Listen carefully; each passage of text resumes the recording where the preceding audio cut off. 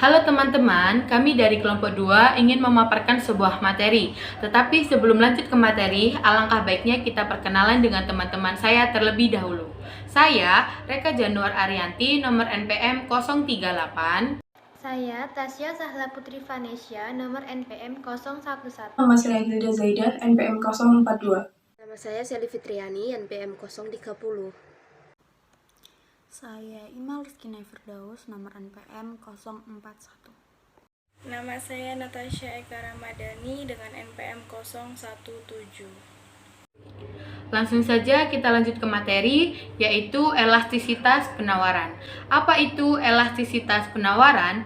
Elastisitas penawaran yaitu untuk mendefinisikan pengaruh terhadap besar atau kecilnya perubahan jumlah barang yang terkait adanya perubahan jumlah harga barang tersebut, atau gampangnya bisa diingat elastisitas penawaran yaitu untuk mengukur persentase perubahan jumlah penawaran yang terjadi akibat persentase perubahan jumlah harga. Selanjutnya ada manfaat dari elastisitas penawaran, yaitu produsen mampu mengantisipasi adanya perubahan yang terjadi di selera konsumen. Kemudian segmentasi pasar pun jauh lebih efektif, serta adanya produktivitas dalam penjualan barang kepada konsumen, sehingga terciptanya tujuan elastisitas penawaran, yaitu untuk mengetahui seberapa besar tingkat perubahan pada jumlah barang atau jasa yang diminta konsumen dan jumlah barang atau jasa yang ditawarkan oleh produsen. Baik, di sini saya akan menjelaskan tentang jenis-jenis elastisitas penawaran. Elastisitas penawaran ada 5 jenis, yaitu yang pertama, penawaran elastis. Penawaran elastis terjadi apabila presentase perubahan jumlah barang yang ditawarkan lebih besar daripada presentase perubahan harga. Artinya, nilai elastisitas harga penawaran lebih besar dari angka 1. Yang kedua ada penawaran inelastis. Penawaran inelastis terjadi apabila perubahan harga diikuti dengan jumlah penawaran yang lebih besar. Dalam kasus ini, elastisitas harga penawaran diasumsikan nilainya kurang dari 1.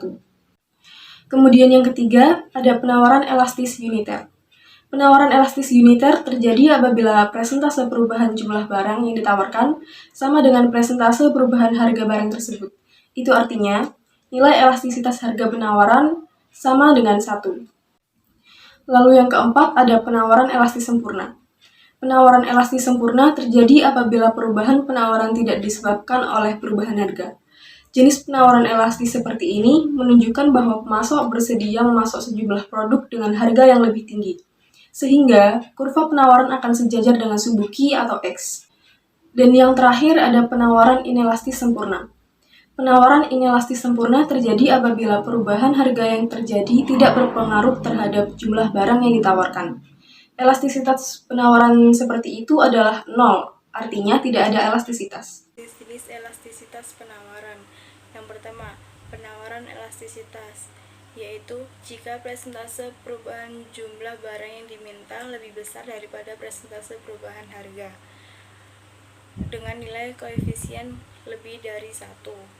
Yang kedua ada inelastis, adalah jika presentase perubahan jumlah barang yang diminta lebih kecil daripada presentase perubahan harga, nilai koefisiennya kurang dari 1.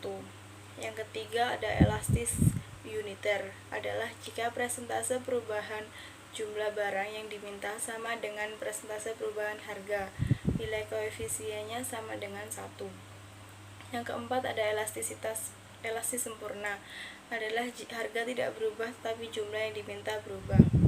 Yang kelima ada inelastis sempurna, adalah berapapun perubahan harga yang terjadi tidak akan berpengaruh terhadap jumlah barang, nilai koefisiennya sama dengan 0.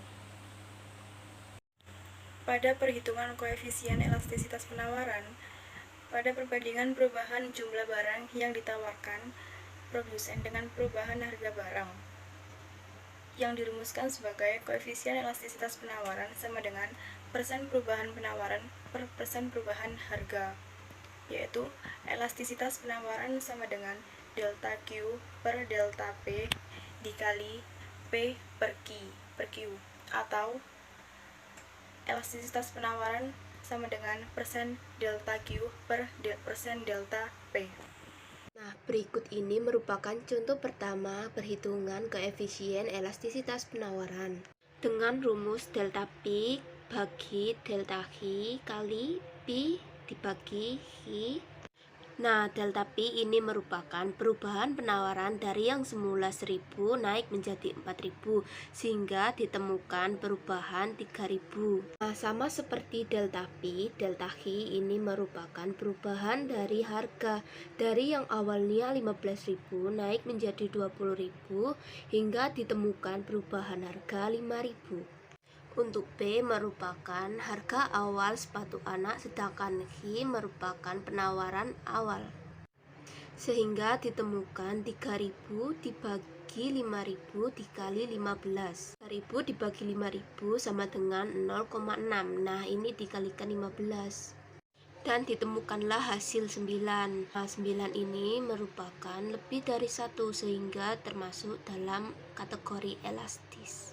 Contoh yang kedua yaitu harga jeruk lokal di suatu pasar tradisional naik dari Rp6.000 menjadi Rp7.000 per kilogramnya. Dan jumlah permintaan naik dari 6.500 kg menjadi 7.000 kg. Lalu berapakah koefisien elastisitas penawarannya? Koefisien elastisitas penawarannya dapat dihitung sebagai berikut. ES sama dengan delta Q dibagi delta P dikali P dibagi Q sama dengan 7.000 dikurangi 6.500 dibagi 7.000 dikurangi 6.000 dikali 6.000 dibagi 6.500. ES sama dengan 500 dibagi 1000 dikali 0,92 sama dengan 0,5 dikali 92 dan hasilnya adalah 0,46 di mana nilai tersebut adalah inelastis. Selanjutnya yaitu faktor-faktor yang mempengaruhi elastisitas penawaran. Yang pertama yaitu sifat perubahan ongkos produksi, yang artinya bila perusahaan menghendaki untuk menambah jumlah produksi, tentu saja secara otomatis akan menambah biaya produksi tersebut. Maka, kenaikan biaya penawaran yang disebabkan oleh kenaikan biaya produksi yang tinggi akan menyebabkan kurva penawaran menjadi tidak elastis. Sebaliknya, jika biaya produksi yang dikeluarkan tidak terlalu besar, maka penambah penawaran menyebabkan kurva penawaran menjadi elastis. Lalu yang kedua yaitu jangka waktu analisis masa amat singkat. Pada masa ini, produsen dianggap tidak dapat menambah penawarannya. Oleh sebab itu, penawarannya bersifat tidak elastis sempurna. Selanjutnya yang ketiga yaitu jangka pendek. Pada masa ini, perusahaan mulai dapat menaikkan biaya produksinya, meski kapasitas alat-alat produksi yang ada tidak dapat ditambah. Cara yang dapat ditempuh adalah pemanfaatan faktor-faktor produksi secara optimal dan lebih intensif. Selanjutnya yang terakhir yaitu jangka panjang. Pada masa ini sangat memungkinkan untuk menambah jumlah barang yang ditawarkan. Oleh sebab itu, penawarannya bersifat elastis. Itu tadi adalah pemaparan materi kita, teman-teman. Semoga materi kita bermanfaat bagi kalian dan kalian paham apa yang kita jelaskan. Mohon maaf apabila ada kekurangan.